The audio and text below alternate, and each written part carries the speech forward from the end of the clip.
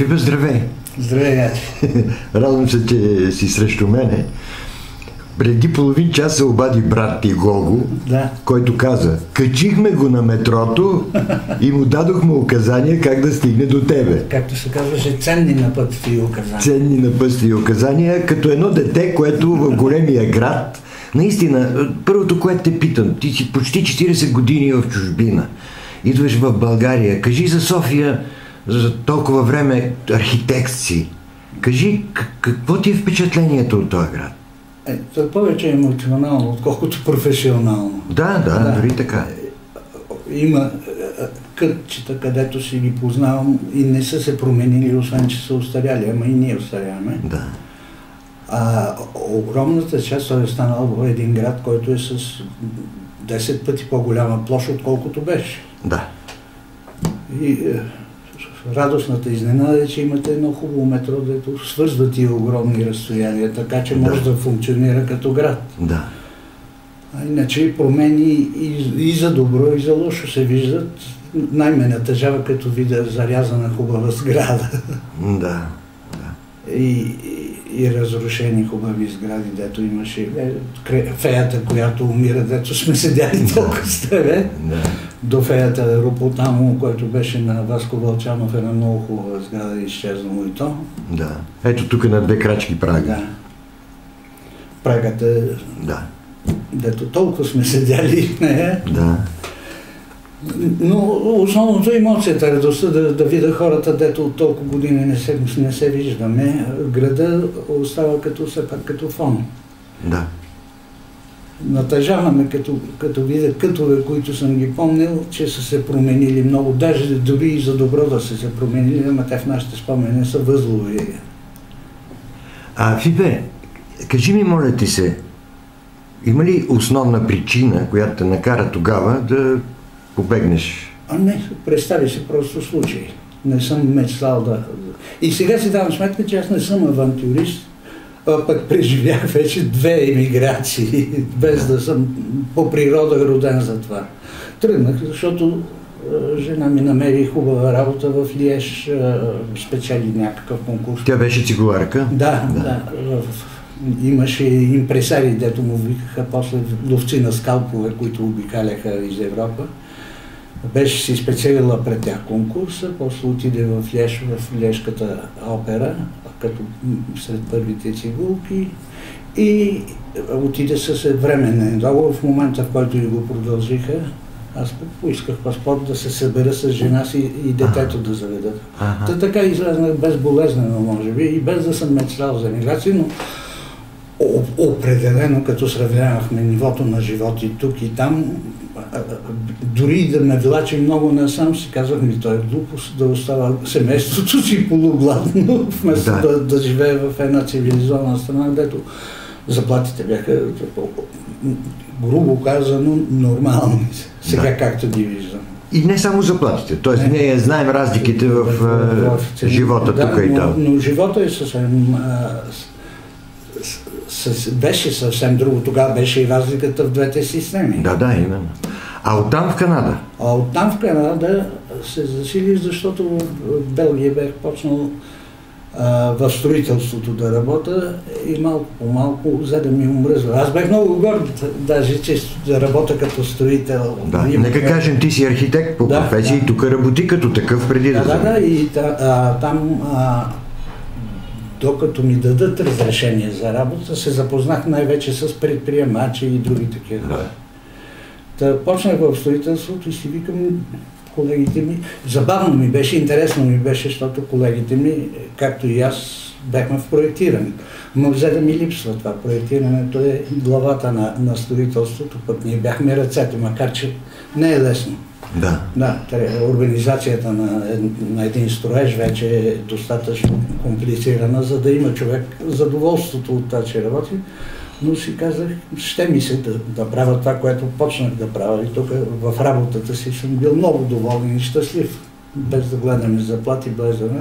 Обкръжен с добри и големи архитекти, чудесна среда и интересна работа.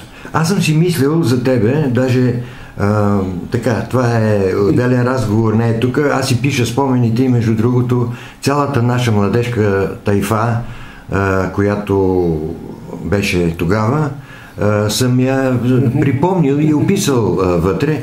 И не знам защо съм с впечатлението, че си бил ограничаван тук като творец, архитект и че там имаш много по-широко поле за действие си намерил. Така ли е или не е така?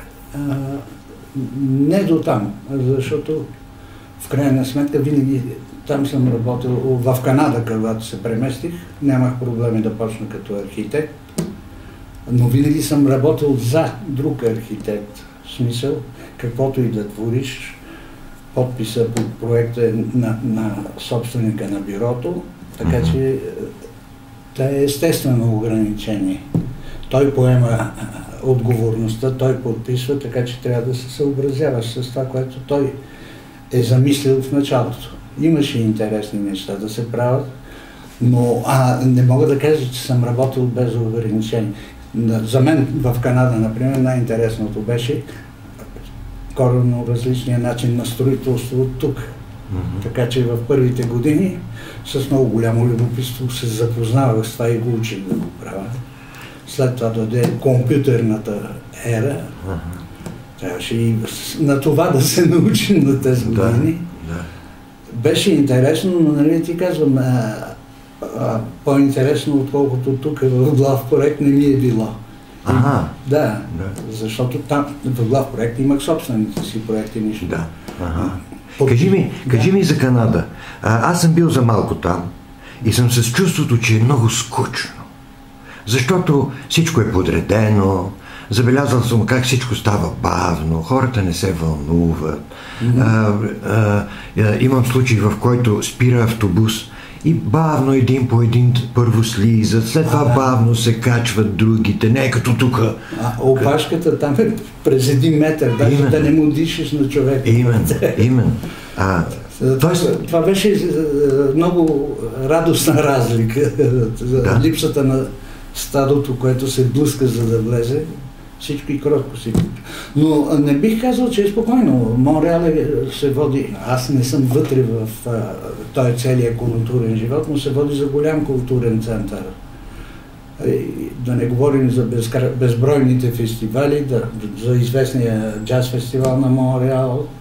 Имат и много оживена театрална дейност, имат и много, правят поне 10-15 филма на година, само в Квебек, не говоря за Канада, само в една провинция. Така че не бих казал, че им е спокоен културния живот, но аз съм далече от, как тук бях приятел с артисти, например с Рашко и с други. Не съм толкова в тази среда сега. Не, аз не говоря само за културния живот, изобщо като бит, като ежедневие, като... Голямата маса от хора, които не са в изкуството, които имат една работа, всички те си живеят в индивидуални къщи, в околностите на центъра. Центъра има няколко стари квартали, дето хора от интелигенцията предпочитат да живеят там и в по-стари къщи и да ги възстановяват, но масовия начин на живота е индивидуална къща, 1, 2, 3 коли пред къщата. Достатъчно печала без да са богаташи, за да си поддържат това ниво на живот, да се хранят спокойно, да ходят по курорти спокойно. Това пионерска страна още се вижда даже, че е нова цивилизацията. Въпреки, че си пазят методи на строителство още от когато са започнали да я градат държавата. Ти сега си пенсионер? Да. Нали няма нищо неловко да ми кажеш какво получаваш като пенсионер? Аз съм по-ограничен като пенсионер от хората, които са изкарали 40 години.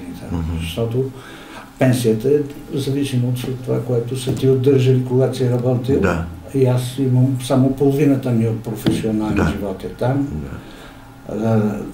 Има федерална помощ за всички възрастни, която е фикс. Работил, не работил. Работил, не работил за всеки възрастен човек, но и тя трябва да си живял 40 години. Аз като съм живял 20, половината от тая помощ ми се помага. Тоест, няма ли разлика между пенсията и тази помощ, за която говориш? Това не са ли различни неща? Те са две неща. Тази помощ, която се казва Sécurité de vieillesse, осигуровка за старост, тя е федерална. Тя се дава на всички, но пак е според... Плюс твоята пенсия, така? Моята пенсия, работната, е също половината от това, ако бях нормално работил там. Така че моята пенсия не е... Но пък има и други хора, които са работили в голями фирми, които фирми им са извоювали допълнителни социални придобивки.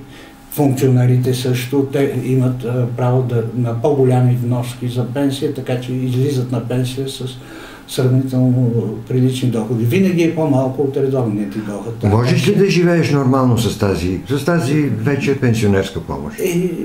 И си помагам и с спестяванията, които съм направил. И спестявания. Защото тази пенсионерска помощ е изчислена така, че с малко да надминава екзистенц минимума.